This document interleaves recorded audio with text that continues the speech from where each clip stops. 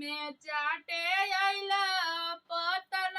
सरवा साले बचल रही कहवा में चोरी कैला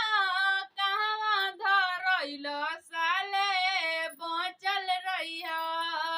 कहवा में चोरी कैला कहवा धरैल साले बचल रही